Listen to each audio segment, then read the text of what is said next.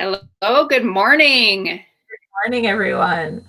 We were just saying this is the earliest that we've done our live chats, but I'm Mhm. digging it. I'm all right with it. I'm perky. Yeah. Look, I have a cup of coffee in my sloth mug, which you can kind of see. I'm dressed like an autumn leaf. I'm good to go.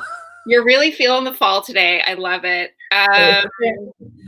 That's the in color for the fall right now, Michelle. So Yes, you're right on trend. exactly. And it's So very bright in person. It's like, hello, you can't miss me. yes, you can see it from a mile away. So again, so excited about this chat. We've got Raisa watching. Hi, Uh, Risa. Hey, Raisa. Hey, Angie. Thanks for commenting. You guys are already getting it. We want you to ask as many questions of our guest as you want as we go through this chat. We're really excited. We just virtually met moments ago, and here he is without further ado, Charlie Acourt. Hello. Hi, Hello. Charlie. Hello, all of you I, watching at home. Charlie, I want to say that you are like known as like one of the nicest guys in the music I industry. really am. You just have, I just want you to know you have that reputation. Like people just think you're just a great guy. I pay a lot of people. Reza. Hey, that's awesome. We've got Angie Guy, we've got Raisa saying hi to you here. Hi, Tamer. I see Tamer's in chat. Nice to see Brown. I'm everyone. glad you said the name because I thought I was going to mispronounce it. So that's great. We've got Brenda Rogers. You've got a fan club who's joining you this morning. Yeah. Wonderful. Yeah, Brenda and Reza, nice to see everyone. Welcome. So Nice you're to- sending a nice to lot be of here. checks out in the mail later today is what's happening. This is going to be a very expensive chat for me. I think it might be. Yeah, there you go. Well, hey, I know, thank you so much. I know you've got your live stream coming up here shortly this morning. So thank you for taking the time to chat with us. Yeah, thanks so much. I'm really happy that you reached out. This is a very cool thing that you're doing because I mean we all know that Atlantic Canada, of course, is very rich in arts and culture and contributions to society on the larger spectrum. And even once you start kind of bringing it in province by province, when you look at the Truro region, Central Colchester, it's just amazing the lineage of talent and notoriety, significant contributions of Turonians, over the decades. It's really, it's actually very something that we can be very proud of. So it's nice to be a part of the conversation. Thank you. Yeah, and we've actually chatted about that a little bit with some of our previous guests as well, just how much musical talent in particular has come out of Truro specifically. And I don't know about you, but I mean, most recently we chatted with Leah Johnston last week about the musical theater program, and also, I mean, Paul Barrett, who would have been there when you were at CEC, I'm sure. Well, That's definitely he was when I was, and just how much can be attributed right to those guys, to that guy. It's true. And even further back, I mean, with the music program in particular, of course, that's what I had gone through was the music program at CEC from '94 to '97 when I graduated, and it was Paul Barrett, but even before Paul, it was Ron McKay, who really created the reputation of CEC as being a national player of really delivering high caliber music education, like before, like high school, like post secondary. Yeah. You know what I mean, right? Like it's, they really, Ron and Paul really delivered. It was like, other bandies across Canada were like, don't mess with the kids from CBC. They know how to play in 3 different keys. It's like, there was a caliber to the education. There was a caliber to the students because that came from the caliber of the education and the passion that people like Paul Barrett and Ron McKay brought to the program. Yeah. I know it really is known, I would say nationally, like you said, and it's something we can all be it's something we can all be proud of, being from Truro, for sure. And not just music, like sports, politics, any facet of any socially engaged activity. You can pretty much trace back contributions from people from Central Colchester, over the last 50, 60 years easily. Yeah, for sure. We're pretty cool, man. We are. I mean, it's funny because everyone makes fun of their own town, their own hometown. When you grow up in a small town, for any kids, teenagers, especially going through high school, it's like, man, I can't wait to get out of this town. And then you start to see the world a little bit, and then you realize, hot damn, there was a comfort to where we were raised. Yeah. That you just, it's like they say, youth is wasted on the young. You just don't appreciate that then until you get some miles under you and you look back and you go, oh yeah, you know what? Looking back, it probably wasn't that bad, and actually, I probably had it pretty good where I grew up. Mm-hmm. Yeah, you're supposed to hate your hometown when you're 18. Right. It's genetic. And then we're both move-aways and come homes. So I never thought, if you had told me, at 22 when I was, gallivanting around, you're going to move back to Truro and you're going to love it there, I would have, you were on some sort of mind-altering drug. But it truly is something that you appreciate, this town, as you grow into it. Oh, absolutely. Yeah. Yeah, for sure. So I think it's because you get to a point, and no matter where you live, no matter where you call home, like I'm down in the city, but I never left Nova Scotia. Mm-hmm. Like I'm Blue Noser through and through. I always felt like, in the early days of my career, there was a point where I thought, well, you know what, I need to get to one of the bigger meccas. Maybe I go to Toronto, maybe I go to New York, I'll go to LA, wherever. But the more things began to kind of fall into place, the more I realized, well, actually, you know what, all I need is an internet connection and a plane ticket. Mm-hmm. And I can base my career. I can continue to call Nova Scotia home and not have to be that far away from it until it's time to go tour. And so it takes those years of growing into adulthood to realize that it's now sort of incumbent upon you to kind of step up to the plate and contribute to your home turf in a more broad sense. So have you always been based in Halifax? I didn't realize that. Yeah, more or less. I moved to the city in 2000. So I graduated CEC in 97. Yep.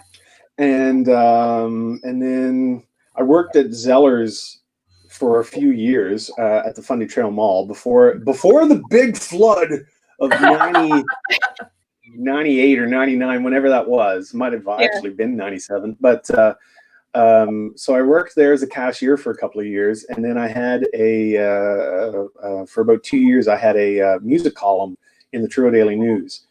That I was approached by Larry Powell, who was a journalist there for many years, and he had asked if I would, their entertainment reporter was moving to the evening news in Glasgow, and so they were looking for someone to represent the Truro area for arts and entertainment. So I stepped up to the plate and gave that a shot. It was a lot of fun to be a part of that. I got to see and do a lot as a young budding musician who really hadn't started his career. Like I didn't technically start until I really moved to the city, but I did that for a few years, and then '99 I actually took a year of the arts and technology interactive technology program at the NSCC in Truro. Oh, cool. And then that was a program that ran from January through to August. So you had classes through the summer. So I did that in '99, and then when 2000 came around, I decided to make the move to Halifax at that point, and I've been there ever since. You know, I live in Halifax, and you know, so that's the great. You know, I've had the ability to be sort of in a kind of a central hub for the region on the music scene, but I'm only ever an hour's drive away from the homestead. You know. Yeah, that's great.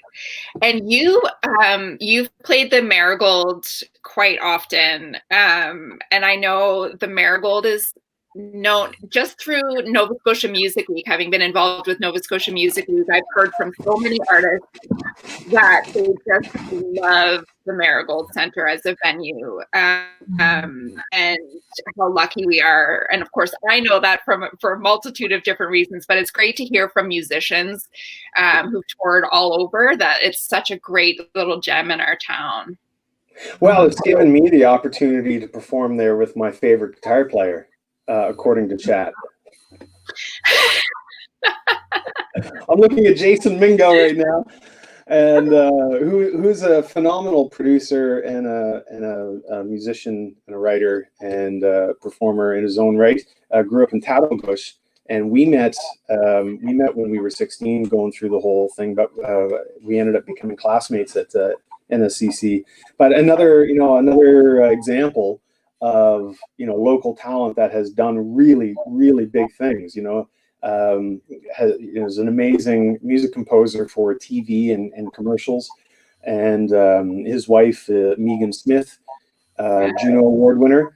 Between the two of them, they're really, really representing the caliber of musicianship in Nova Scotia. And I know that's not where the conversation was going, but I just wanted to mention that because I have Jason and I have worked together on lots of stuff over the years. And including performing at the Marigold, and I'm sure Jason has his own memories of going to the Marigold when it was Centennial Cinemas. It was the triplex.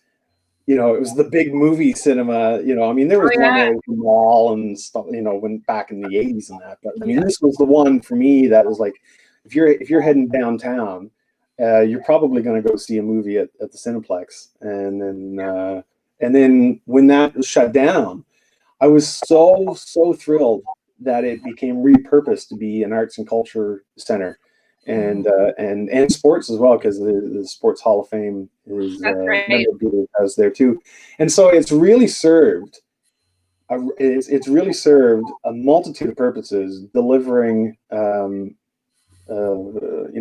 delivering a wonderfully curated program of arts and culture over the years, and it's something that has helped Truro progress into the era that we're in now, because I think it's vital for when smaller towns have the ability to support and deliver arts programming.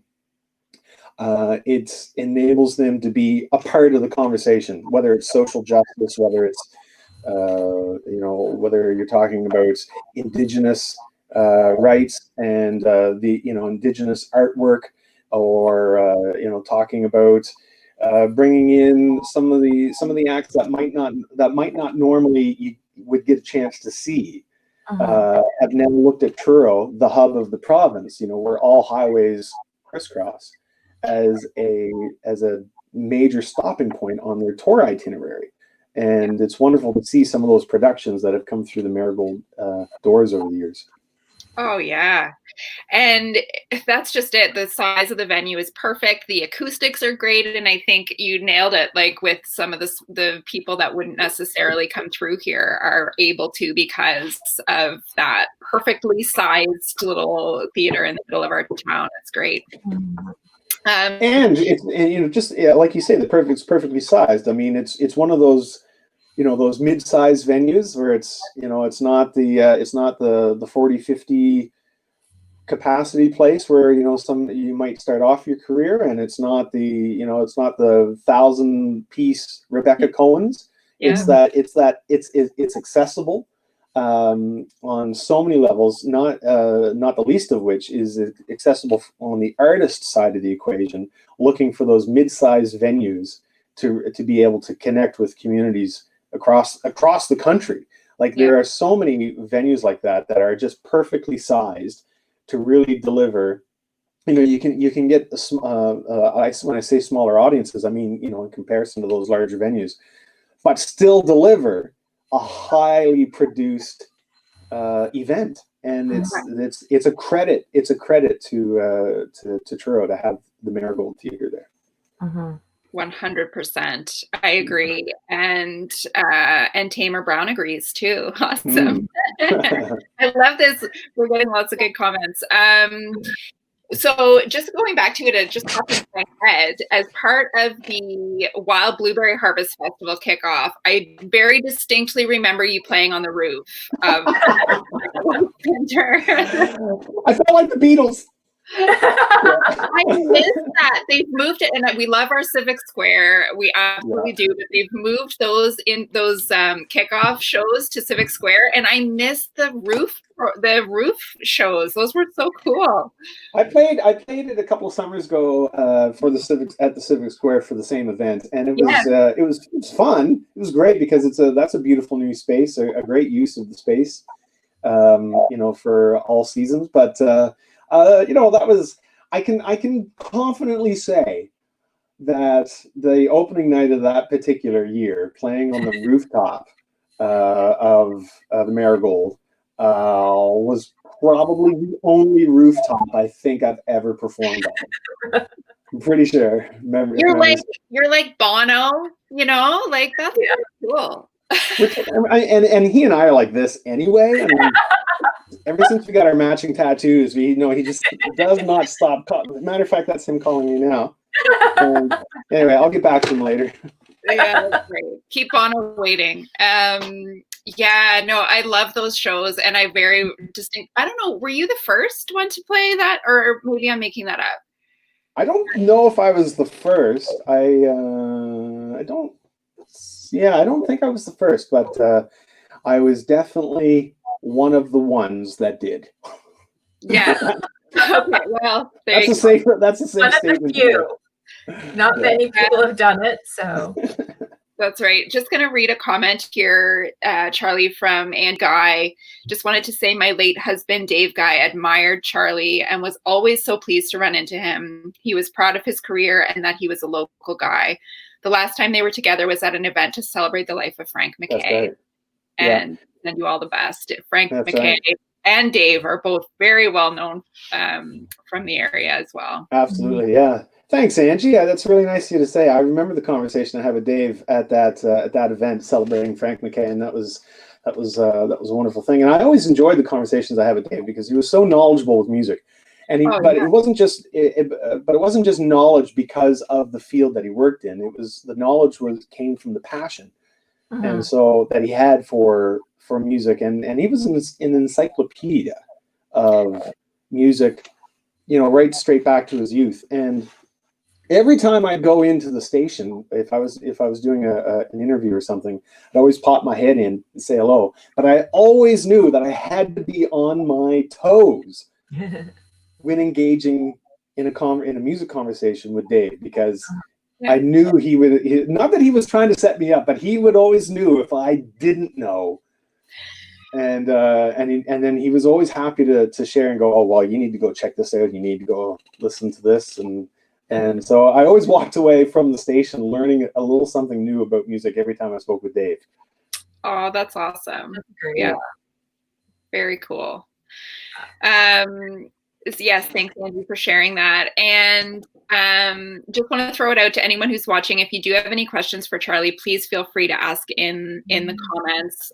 Scorpio, long walks on a beach, yada yada yada. Yada yada yada. Yeah. But I'm going to ask you a question right now because we go back to North River Elementary. Little known fact, Charlie Acord and I both went to North River Elementary School. We were in rival gangs, but we were in rival gangs. Yes. I was in Valley Elementary School, so I think I was the rival gang. See, my two cousins went to Valley, and so I remember. Actually, I remember one year, and I think it might have been. might have been like grade 3 with Ms. Campbell. Oh, I loved Miss Campbell. What? Well, probably because you never got on her bad side. Oh no, I was a very model student. I was like the model student who, like, when she sent people out to like clean off the chalkboard brushes, which don't even exist anymore. We're that old.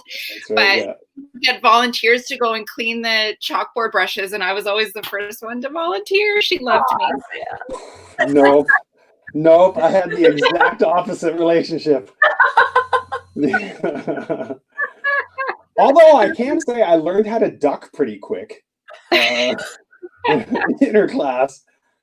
But I remember being in grade 3 that I think there was at one point, there was something happened over at Valley Elementary, and they had to shut the school down for like a month or something. And so some of the kids from Valley Elementary had to come over to North River Elementary for like a month while they were doing some renovations or something. And so I remember there being a lot of tension. like Truro kids and Patamugush kids, you know, there's just like, yeah. What are you doing cutting it on my turf? That's awesome. No, you guys different experiences, huh? Yeah, a little bit. Well,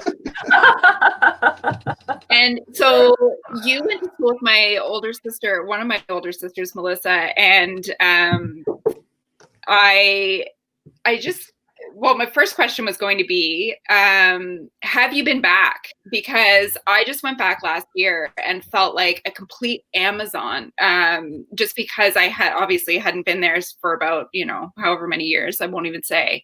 Have you been back to North River Elementary?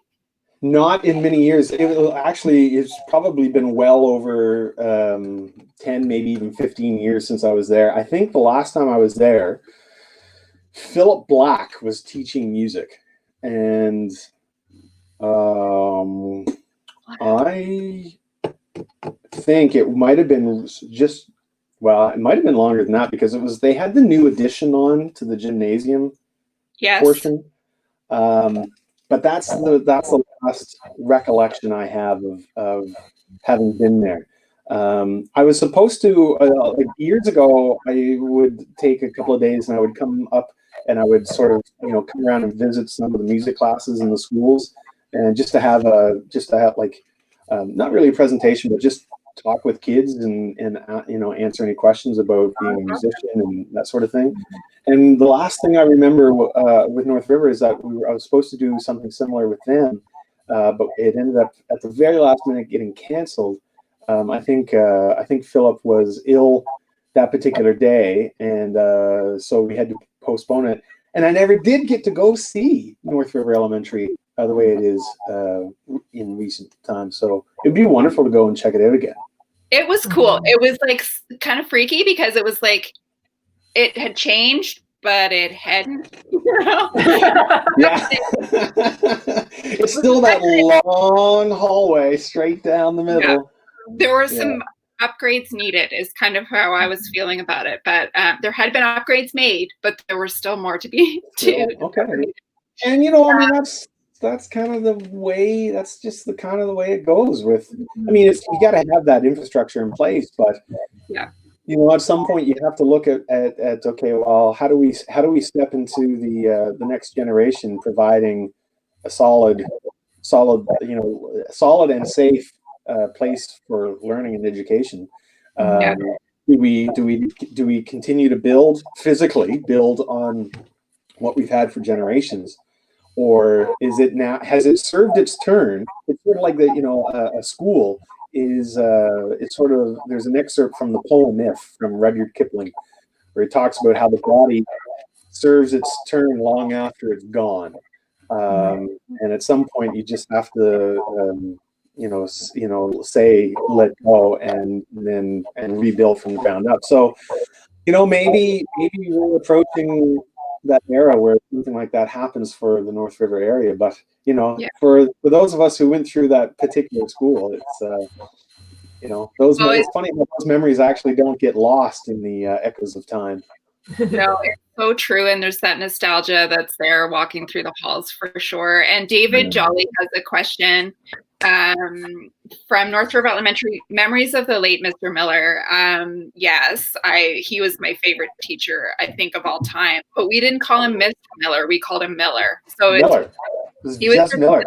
And that's how he preferred it. And when I heard that he passed, that was so sad for me. It was the only time in my academic career that I was ever given permission to call a teacher by their last name and only their last name. Yo, Miller.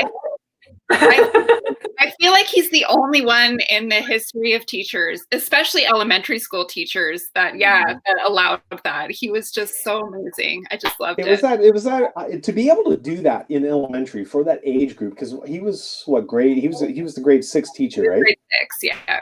Yeah, because he wasn't my homeroom teacher. I had Mrs. Rovers for grade 6. Okay, yeah. And but it was kind of like it was finally at that stage of elementary school that you got used to that you had a class that you switched with a teacher. Like up to that point, you did the whole school with the one teacher, unless it was music or gym, right? Yeah. And it was grade 6 was the first introduction where it was like, oh, we're big kids now because we have different classes with different teachers. And you'd switch. You'd go, there was that little internal classroom door. So you never actually went outside the hallway. You went through this internal door. And so we went over to his class. We'd have his class a couple of days a week for spelling. And I remember that was the first time of feeling like, okay, we're the big fish in the small pond here, because we not only do we get different teachers, but we can just call our teacher Miller. He's cool with it. That's cool. Yeah. Yeah, it totally was. He was the best, but he made us do all of his work for him, though. Like, he was just sitting at his chair and we did all the work. Like, we would watch the chalkboard, like looking back on it, I'm like, man, he got probably away with a lot more than he should have at the time. But he was. Well, you know what was that movie with Cameron Diaz, Bad Teacher? Or right. Like that? Not that he was, to that degree, but there was an element of like almost like Mrs. Krabappel on The Simpsons. Yeah. Like I could care less about this. You just do your thing. I'm gonna spell cat. I'm gonna read this sports magazine or whatever it was. But we all walked around. Man, he's like the coolest teacher here, man. Oh yeah, we absolutely, and still today, yeah. I have a friend, just one quick little thing. I have a friend who posted on Facebook the other day. Now he's in his early 30s and he's got friends who are teachers. He's like, did our teachers do what my teacher friends do on the weekend? Like, we thought they went home and knitted and, all of this. He's like, those teachers are my teachers, not the same vision, right? Yeah. My friend drunk on the weekend. That makes me think of when I was in CEC and in grade 12 specifically. I'll save the teachers' names out of this to spare any embarrassment.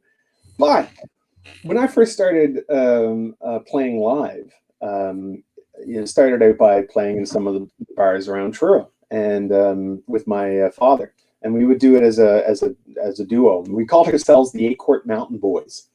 Oh, so a good time was guaranteed with a name like that. And so we would often play at the pond over in Bobble Hill. Mm-hmm. And it was amazing for me because I'm underage. I'm grade 12. I'm in band. I'm under 19, and I'm playing in the bars.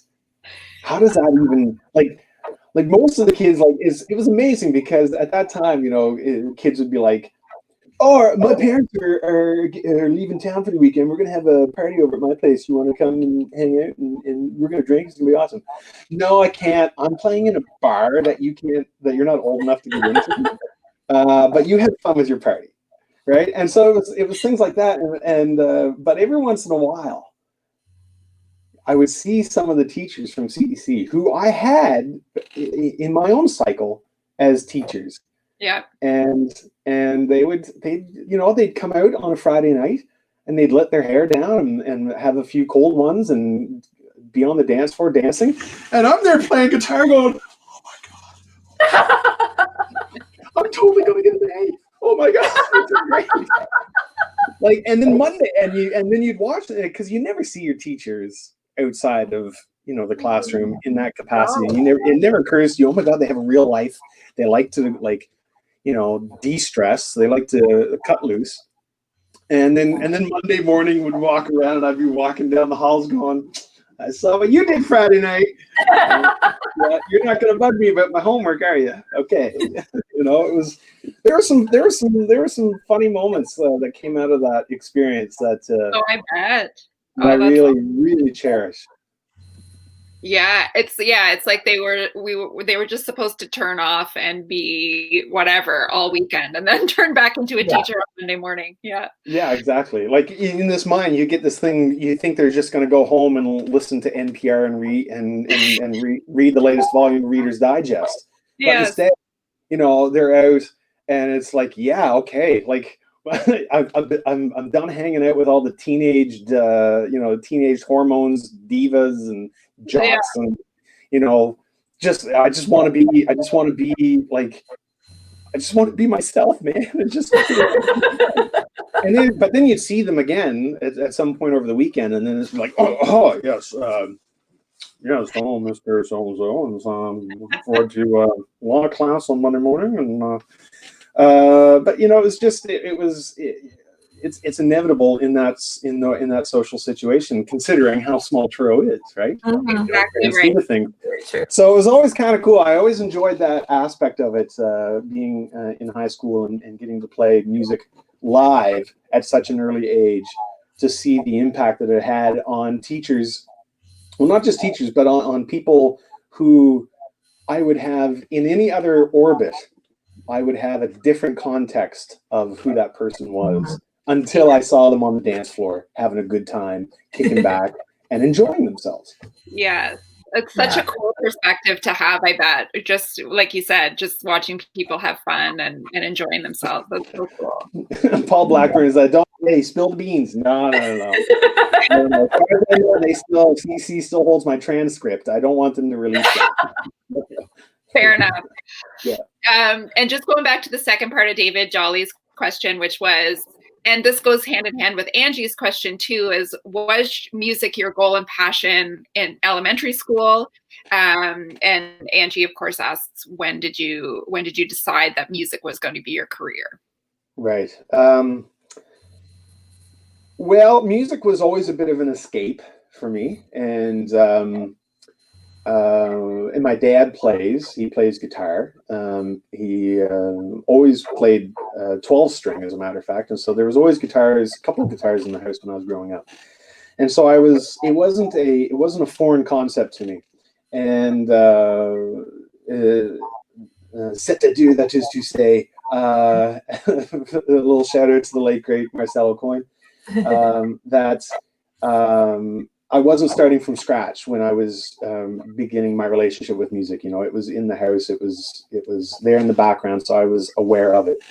And so when I was in grade 8, I suppose, going to CCJHS, my music teacher there, Lorraine Saunier, offered classical guitar lessons twice a week after school. And you'd have, if you had music class to begin with. I think we had it twice a cycle, and one was in the classroom to learn some theory, and the other was to be in the band room with like the 30 acoustic guitars that were on the wall. And and incidentally, I've been to CCJHS in recent years with Holly Hartland, who's the music teacher there, and some of those same Norman guitars are still on the wall there. No way. 30 years later. Wow. Or 25. I mean, let's see. I graduated in 97. So 91 to 94. So yeah, we're pushing 30 years at this point. And some of those same guitars are there for students today to be learning and exploring their interest in music with. And which is both awesome and indicative of just how difficult it is to maintain resources for arts in the education system. But that's a whole other conversation that we can get into at some point. But that being said, when I went through CCJHS, Lorraine Saunier really, really instilled a love of knowledge of the theory of music, and then that carried over into CEC, joining the band program. And I remember specifically in grade 12, in honors English class, it was close to the end of the year. We were all sort of in the final stretch, thinking about, the graduation prep and all that sort of stuff. And I remember being in honors English class, grade 12, and the teacher, she passed out a piece of fool's cap. And she wanted, all right, fool's cap, baby. Yeah, all the way. Kind of stresses me out. Ah, that's awesome. Well, she sent it around the class, and she asked all the students to write down the universities that they had been accepted to, not just applied, but like accepted to. Which, sure, fine, whatever. By that time, you pretty much know where you're going. Like, I'm talking, this was May, mid late May, maybe even early June when this happened. But I hadn't applied. And I hadn't applied because there was something in the back of my mind at that time that there was this voice that would say, that's not where, I've spent 3 years with music education here with Paul Barrett and gone through that program, and it's been vital and necessary. But the kind of education I'm looking for now is the kind that you find on a stage in application. Yeah. And the more sociological aspect of music application. And so, but I have to admit, I felt a little ashamed. And so I lied, and I wrote UPEI on the fool's cap, because earlier that spring there was some sort of classroom, or there was some sort of present, like what do they call it? Like I know career day. Career day. You go around and everyone's got their kiosks set up, and there's representatives from different universities and that sort of thing. And there was someone there from UPEI, and they just happened to have a pretty decent music program. And so I just thought of the first thing that I could, and I wrote down UPEI, knowing full well that it was a load of crap. I had no intention, but I didn't know what else to do in the moment. And so, I kind of look back on that going, and I never did go to university after high school. And, I'm ultimately okay with that. But I recognize now as an adult that that's an era of growing up that I missed out on, in lieu of what I missed out on that came back in the form of being on stages and busking and just like literally getting my feet wet with starting my career. But if I had to do it over again, I probably, I think my career could still have waited a couple of years before I got it started, and had made the effort to go to university after all. Wow, I love that story. But it's so funny because what I'm taking from it right now is what a terrible exercise for students to ask them what schools they've been accepted to. Very, very. I mean, I remember, like I said, I graduated in '92. And if you weren't going to university, what were you doing? Everybody was going somewhere. Yeah. I mean, I see I understand the importance of sort of instilling in graduates the importance of moving on to post-secondary. Yes.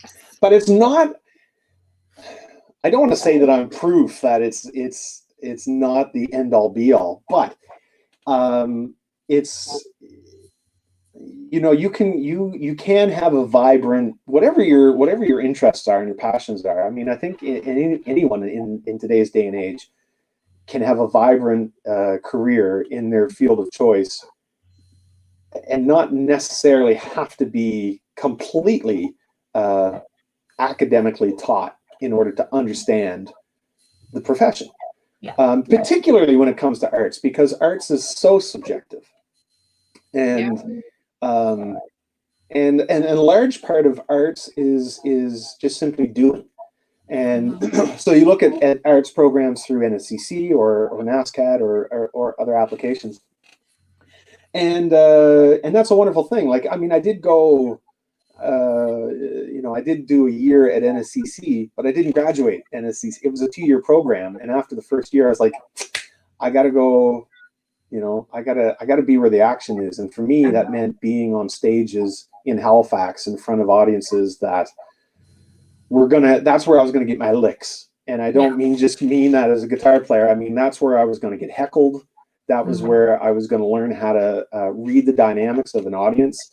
That was where I was gonna learn how to intuit the timing and the feel of other musicians on stage, and how to develop a synergy with other musicians. And that's, for me, that was, you know, trial by fire isn't exactly the way I would say that, but it was really, for me, it felt clear that was where my education, my post-secondary education, was going to be the most enriched, was by going down that path. Right. That's cool. And I agree. I think you're absolutely right. You had an ultimate passion, you know, that's the thing too, is that you saw 2 roads and you knew this is the one you wanted to take. It's that learning by living worked out. So yeah. Well, it's to be continued. Well, anyway, I mean, we're still finding out. We're still finding. I mean, that's the other thing, is that, you know, I suppose in retrospect. And so, if there are any young musicians watching, I mean, I recognize absolutely everybody that's posted a comment here. So, and I know what most of these people do for a living. So this may not necessarily apply, but if there's anybody that's lurking in chat and hasn't posted a comment, and you're a young student, maybe considering music as a profession, do yourself a favor and take a year and do a course in economics or business management, because there's a reason why it's called the music business and not the music. Okay, because it falls entirely on your shoulders to be able to run a business responsibly as a sole proprietor, and in order to make that step to eventually build your career to where perhaps you're maybe incorporated, or maybe you're building a music company that involves hiring other employees. Music and the arts is one of the most difficult industries to try to earn any sort of revenue in, let alone a living wage off of. It can be done, but it can only be done when you take your business affairs seriously and register for an HST account and you know, get taxes filed and understand the difference between entertainment law and its tax implications versus other tax rules and things like that. And so, you know, that's definitely trial by fire when I look at my own career. Yeah. And so, if anything, you know, in terms of a post-secondary education, sure, you want to go into arts, that's awesome, because arts is the voice of the people. Arts is what is representative of the zeitgeist, of the emotions we feel as a collective culture. You look at the tragedy, the multiple tragedies that Truro has gone through over the last 8 months, not the least of which is the pandemic. And we, as a collective society, lean on the arts to help make sense and process of these feelings and these emotions, and talking about a whole range of extremely important issues. And that's wonderful. We need people to step up to the plate and be those voices. But on the backside of that, do yourself a favor and take the time to learn the business, even just the fundamentals of running a business. It's going to serve you. It's going to serve you tenfold the time you put into learning it, and it's going to be a stronger artist because on the backside you show your professionalism in your administration as well as your art form. I hope we haven't lost you, Charlie. But I agree. That's great advice. And what's interesting too, on top of the business side of things, and keeping that in mind for artists, is also now you as musicians have had to become your own technicians too right now during the pandemic. So you're sort of taking on all aspects of your business by doing virtual shows and whatnot. Yeah, so just double check, you still have me, right? Oh, I think you're breaking up just a tiny bit there.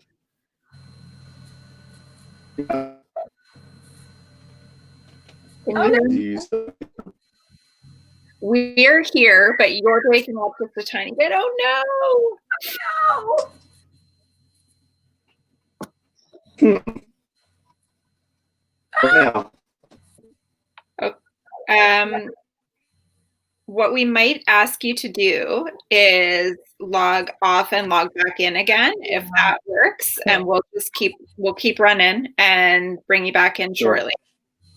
Oh, okay. Oh, you might. Now that we said that. How was that? Now that we said that, I think you're back. You're good. Did that work? Yes. There you are. Okay. See, that's interesting. I mean, you see that sort of technological thing happening all the time, especially in the news right now, because everyone's doing interviews remotely and reporting journalism by and large in this format, and so it's not always super reliable. But what I will say is that on my end, I didn't lose either of you. Everything kept running smooth, so I'm not sure if it was something just running to standby, but if we're good, we're good. So we're back. Yeah. Yeah. So you were talking about the business, the importance of the business, but then how that also how now in this day and age, artists sort of have to be wearing multiple hats and doing everything in order to kind of curate their own medium.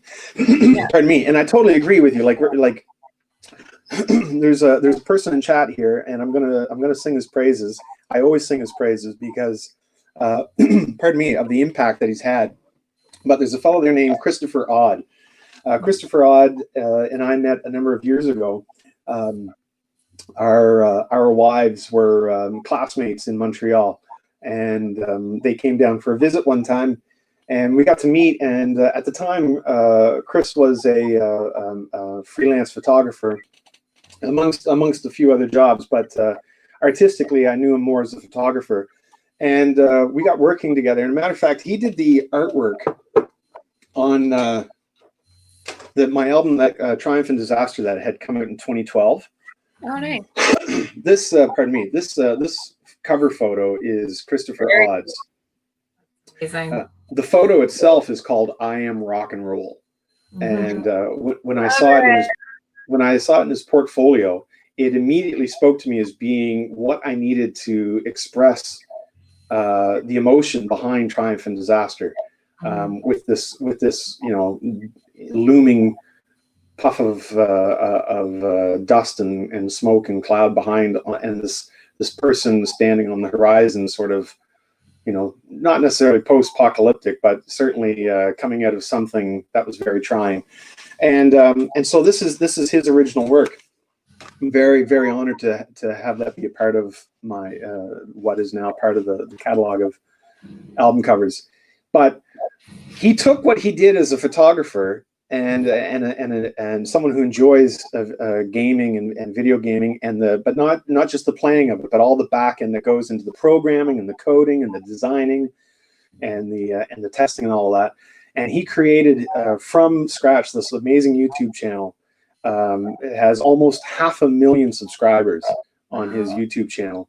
And then he transitioned that, expanded that to creating a channel on Twitch. And before we started the conversation, we were talking about Twitch backstage. Yeah.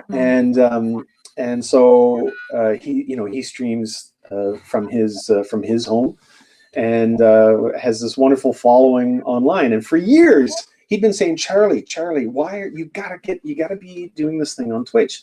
It's opening up to musicians, and it's something that you really need to be checking out. And I was like, yeah, that's really cool. It's awesome that you're doing that. But at the time, Twitch always seemed more of a platform like exclusively for gamers. Yes.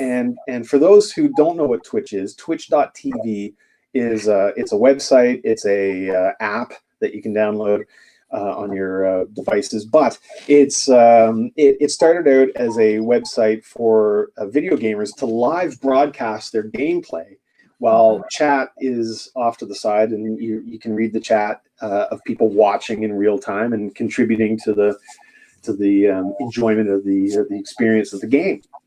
And it's really, you build up these amazing communities. And off the massive success of that, they expanded the platform to include things like music and fashion and graphic design, and body painting and cooking and fitness and travel. Like there's so much that you can see that is all live broadcast. And so Christopher kept saying, man, you got to check this out. And so in winter of 2019, I started looking at this more seriously, because I had a turn of events in my life that made me need to reevaluate my touring career. And I needed to look at a way that was going to get me in front of audiences, but still not necessarily have me fire from home. And so thanks to Chris, I started this channel, and it's called Charlie Plays Guitars. And you see, if you look down the bottom, right in the bottom corner here of my frame, I got a little logo here of my setup. But essentially, well, let me see if I can if this does the thing. So, well, look at that. There we go. So this is when you go to my channel on twitch.tv. This is the opening screen, and it starts. It says that the stream is starting soon. There's where it says "Let's go." There's a count. It counts down from 15 minutes to let viewers know that we're getting started, and then we open up, and hey, it's the start of the show. Welcome to Charlie Plays Guitars, everybody. I'm glad you're tuning in. You can make all kinds of requests and blah blah blah. And so we have this really wonderful thing, and off to the side here, the chat will show up, and you can see some of the history of what people have done. To either they follow or they buy a subscription, kind of like a Patreon thing. And then you kind of work your magic, and you get to have fun. But you see all these little transitions and these different slides and that. And to your point from 16 years ago, listen, I've got my mom's gift of gab. I understand I'm very long-winded, but everything I say has a point to it. The fact is that if it hadn't been for Chris Odd, I wouldn't have gotten into this world of Twitch and streaming live. And I started on April 1st of 2019. And so I've been streaming now for about 18 months, and I do it 3 times, at least 3 times, sometimes 4 times a week. Matter of fact, I'll be streaming today at 12 o'clock Atlantic.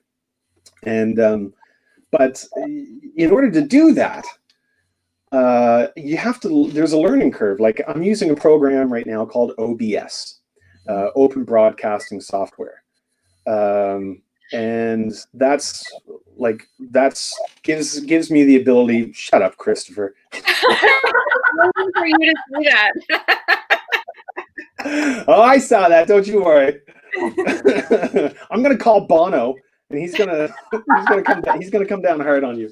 And so OBS allows you to, it's like learning to run a TV station, because OBS is used in so many different ways of producing high quality audio and visual, and we get to have fun. Like you can use different overlays. I'm still here. Don't worry, I'm still here. Sometimes the setup doesn't always want to cooperate. I am still here. I don't know what just happened. Oh, I see what's going on. I'm trying to give you an example, but all of a sudden my Stream Deck decided it doesn't want to. This emphasizes exactly what we were talking about, where you have to then troubleshoot your own technical behind the scenes. So can you still hear me? Yes. Okay, that's great, because I've got the spinning circle of death on my PC right now. Well, it's all because you're using a PC and not a Mac. I'm just going to throw that out. Yeah, Chris. Yeah, Chris. What do you want to say about that? Mac versus PC. I was a Mac user. I started on Mac and then got into streaming. It's like, okay, apparently I've got to be using PC, and so this really sucks. I'll stop my camera and see if it'll free it up. Oh. We're learning all kinds of things behind the scenes here too. Yeah, it's true. Like I say, we've seen that before, so we know it's voice and not picture. Yeah. Well, now this is just like the golden age of radio. Exactly. I love that it's moving with your voice. That's so crazy. Yeah, you don't need to see my ugly mug. This is a good look for me, though. I agree. Yeah, there you go. I just completely had a question and now it's gone after all of that. Oh, I did want to ask. Oh, Charlie disappears mid-interview. That's Lucas is watching. And I might actually have to disappear just to refresh this. So I'm going to sign off for just like 2 seconds. And sure. You guys tell them that joke, and then I'll be back. I'll be back very momentarily. Okay. Don't set us up like that, but sounds good. So Charlie will be back momentarily, and I want to make sure that I ask him if you can remind me, Michelle, because I'm always interested in hearing what musicians are listening to. Especially right now during the pandemic, because I know he said music has been sort of an outlet for him, obviously creating and performing. But I'm always curious when talking to musicians, especially through the pandemic, what are you listening to kind of get you through? What's that go-to song that you or artist that you play when you want to kind of get through it? Yeah, when you have kitchen dance parties. Which is me yesterday with Marky Mark and the Funky Bunch, so don't judge me. I needed a little, Oh, I'll never judge that. Paul Blackburn is recommending a bad dad joke. I don't know any bad dad jokes, but we can definitely ask Charlie when he comes back, which I see him now. Here he is. Yay! And Paul Blackburn, while you were gone, requested a bad dad joke. A bad dad joke. Okay, see that's an inside joke. So, so some of the people that are here also watch me on my Twitch streams, and one of the things that we like to do is tell bad dad jokes every once in a while. And I have a collection of books. I'm not even kidding. I have a collection of books that people in my community, in my chat community, have sent to me to read on stream. And that's hilarious. Just to give you a wee example of a really bad dad joke. Just totally random. I love it. What did the chef say to the knife? I don't know. What did he? Oh. Did he go? Is that your? I'm here. I don't know. What did the chef say to the knife? You're looking sharp. Oh God. That's a groaner. That's not a good joke. That's not. You need a Speaking of jokes, Yeah. Jokes, Charlie, I think that you're actually the subject. I work with the Halifax Comedy Festival. And I think now that I'm thinking about it, we have a photo that the amazing Chris Smith photographer took of one of our crowds one year, and you are just busting a gut. And it's my favorite, like, because I'm their social media person. So I'm always going through to use photos of people laughing and stuff like that. And every time I see it, I'm like, you're not having any fun. I remember that night vividly. That was in 2010. That was just after, was it 2010 or 2011? It was. I thought it was 2010. It was just after my son was born, and it was like the first time I was out in an audience. First time, and it just happened to be the Halifax Comedy Festival, and it was at probably at the Rebecca Cohen. Or this is not the. Oh, I thought this was downstairs because I've seen a photo from me. There's what from the Seahorse. The original Seahorse. Yeah. And and I remember that night just having a blast. Yeah, it's a great photo, Sam. I'll send it to you so you can see it. It's yeah. I've seen the photo. Yeah. It's literally me like this with my hand up in the air. I've seen it before. Yeah, it's and Chris Smith. I mean, for those who are in the industry, Chris Smith is an amazing photographer. Yeah, and just an all around really nice guy. Yeah, we're lucky to have him, to capture moments from the festival. And he always does like the DVD covers of Critch and stuff like that. And as I'll give him a little because he's got Jampy. Can we tell you Jampy? That's right. Yeah. He's been doing great stuff with Jampy with his design work and kind of trying some new endeavors with his career. But can we talk about Critch for a second? Of course. Whew. Is he not firing on all cylinders right now? Like, I feel like over the last, like, he's always been funny, but I feel like in the last 5 years, not just with the confidence that he's built up hosting lots of the events at the and the filmed events at the comedy festival, but just with 22 Minutes and like his take on Alan Doyle and you know when he would do the Rex Murphy.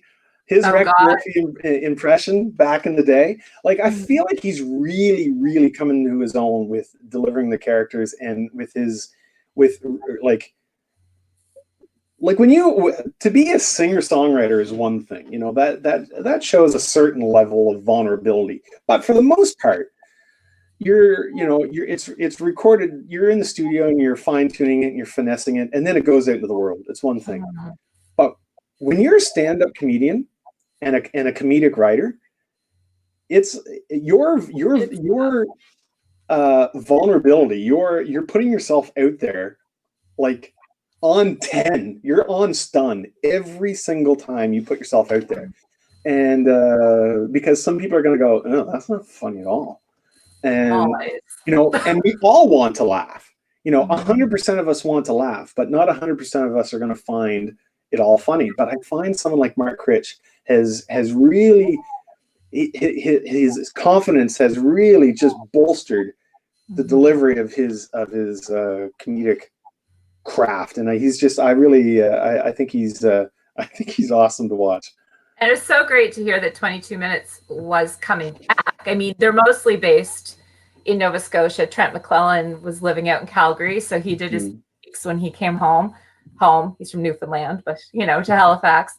But we need it. We need their take on things, especially rolling into the next, say 3 weeks of the world that's going on to the south of us. That's right. It's he's pretty and just a nice guy. Just Mark Critch is a good person. I like one of the eras of 22 Minutes that I really enjoyed was when Gavin Crawford was on the cast.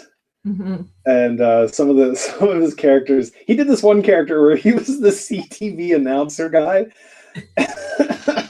and he sounded.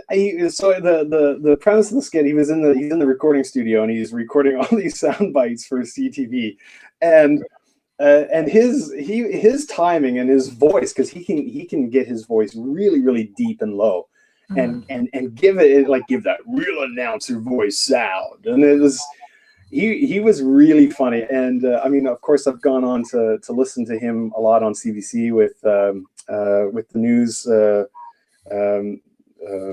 show that he does there, the comedy. Oh, what? Oh, God. I'm trying to help. I can't think of it either. It has news in the title. Yeah, I know it has news in the title. News. Because news.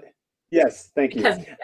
Because news. And but my introduction to him was on 22 Minutes, and the institution that 22 Minutes is for representing not just Canadian comedy and content, but Atlantic Canadian comedy, as heavily influenced by the Newfoundland psyche and the way of looking at a situation and finding the funny out of something that might just feel like mundane. And that's the magic of 22 Minutes. And so I've always enjoyed watching that show, and then seeing a lot of the spin-offs of the people's the cast's career after. And Greg Toomey, I loved Greg Toomey's characters. And if you can market X, you're my kind of people. One of his classic. I'm not familiar with him. Oh, well, he was one of the original, like, he's still on the show, but he was one of the original cast members when it first hit the airwaves. And you know, him, Rick Mercer, Kathy Jones, Mary Walsh, and I mean, to me, that's the dream team, those four together.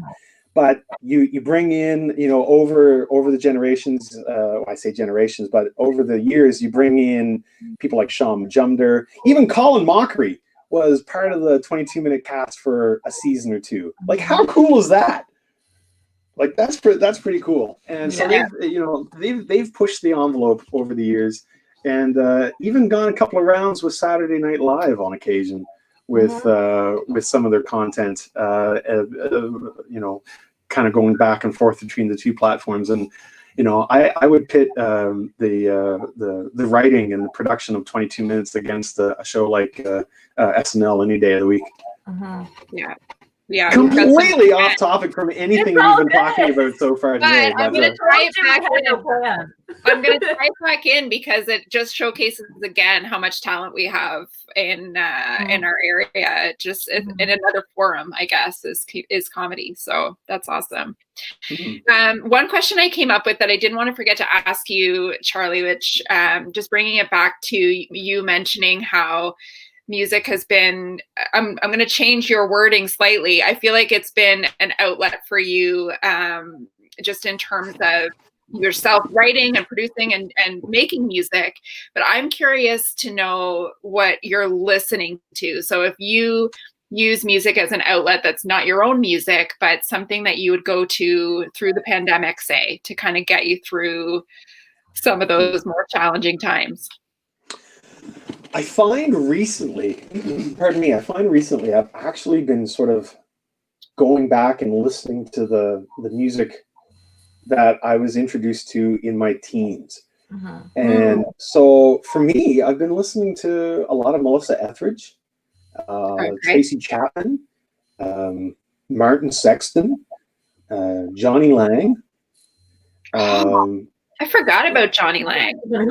Yeah. I'm impressed that both of you know who Johnny Lang is. Oh man, are you kidding? I love Johnny Lang. Because I've always been a fan of his, right from the early days of Lie to Me, and I've followed his career over all his albums, and you know, he's really taken a journey with his music. Not anything off the beaten path, but he's come to his own as a writer. Because a lot of there was only one song on that Lie to Me album that he had a writing credit on, and that was the very last song called Missing Your Love. Every other song on that record was written by someone else, which is not a bad thing. I mean, that most pop music is not written by the artist. You know, by and large, it's written by another team. But I find, I don't know if I'd consider it like a security blanket, but Ray's saying, I think Charlie introduced me to his music. It was very modest of me, wasn't it? I think she means Johnny Lang. Yeah. Yeah.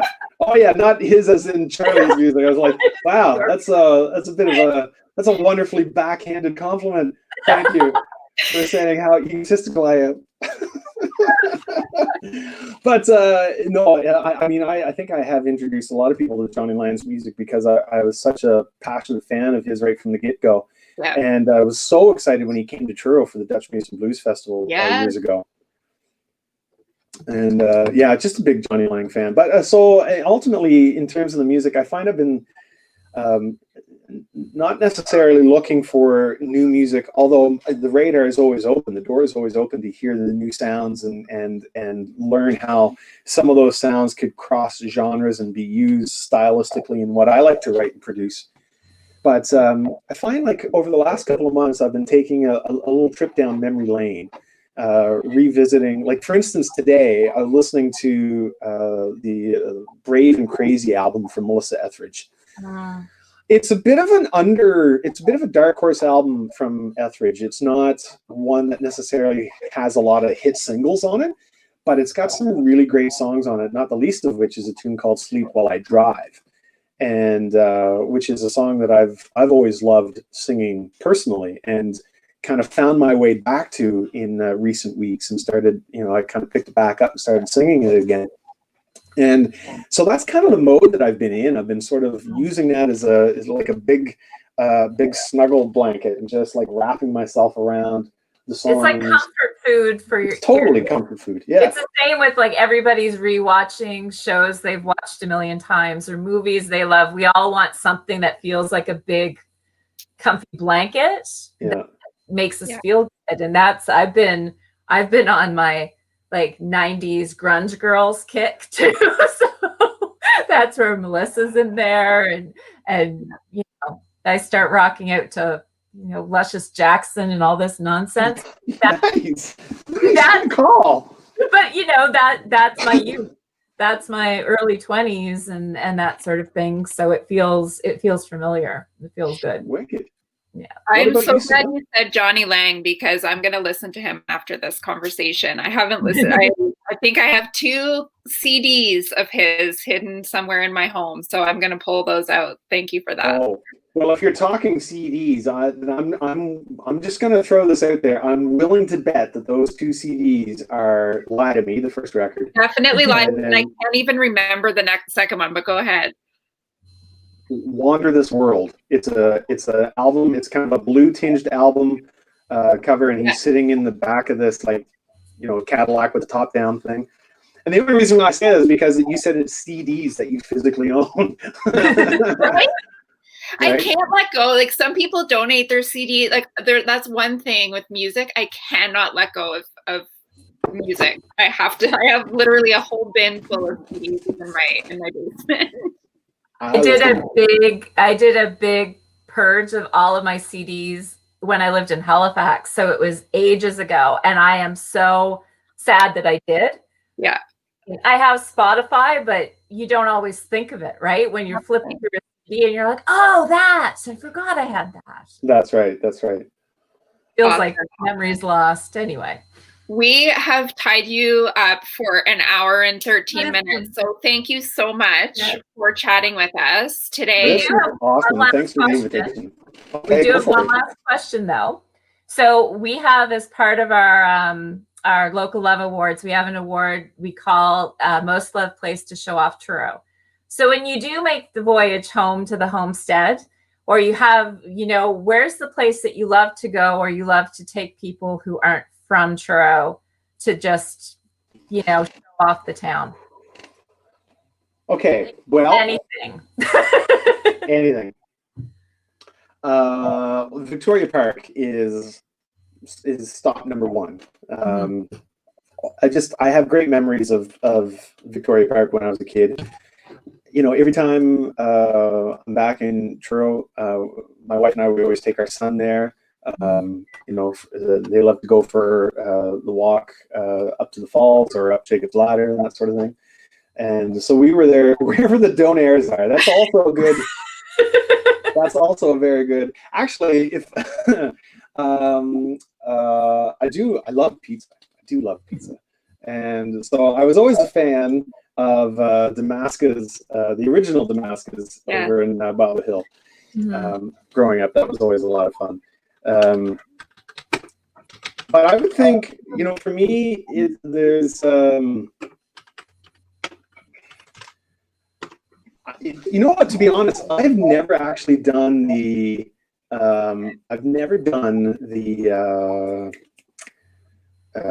corn maze, out by the train tracks. Yeah, exactly. So I've always wanted to give that a shot. I've always wanted to look at that. But for me, I suppose it was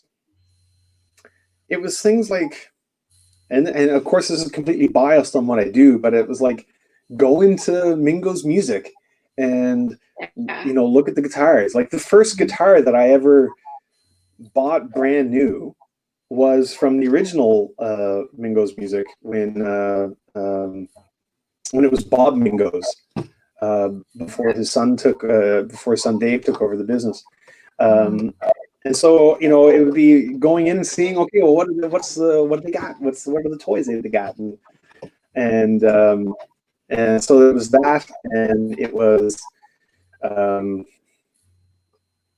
taking a drive out 311 heading towards Tavenbush, and just enjoying the drive through the countryside. And for me, there's a comfort. It's just a comfort thing when I come back home. I think like it would be for anyone else. And so that's, but then there's a few places that I like to keep to myself. It's just this is just my thing when I'm in town. This is what I want to do. This is what I want to go see. And I'm going to keep that to myself. I'm not going to talk about that. Oh, good. There's those gems. There's those gems. It's like, oh man, this is just such a great place to either grab a coffee, sit and read a book, pop on the headphones, listen to a podcast, whatever. There's some nice little spots there that when I'm in town, I like to just kind of go, hey, what's happening in here? Yeah, okay, I think I'll grab this. And that's the vibe. It's just a comfort vibe that I get. That's awesome. I love it. And like you said, I think a lot of people are the same with their hometown and with Truro if they're from here. So thank you for sharing that. And thank you once again for joining us. And you're going live here in another 40 minutes. So you better get ready. That's right. So if there's anyone here in chat that hasn't yet been to my Twitch streams, and this is your opportunity today at 12. Although that being said, today is my gaming stream. So normally Monday, Tuesday, and Wednesday, I stream music where people come in, they make requests. I have a song list that they can choose from, and it's original. There's covers. It's a whole mix of everything. But it's conversation. It's a lot of fun. And then I just recently on Thursdays in particular started incorporating playing some games on the stream. And so there's some fun games that we like to play and that people in chat can actually join in and play with me because they're multiplayer.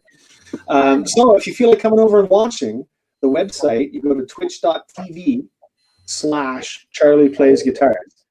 Or you can just go to twitch.tv and search for Charlie Plays Guitars, all one word. Awesome. I love it.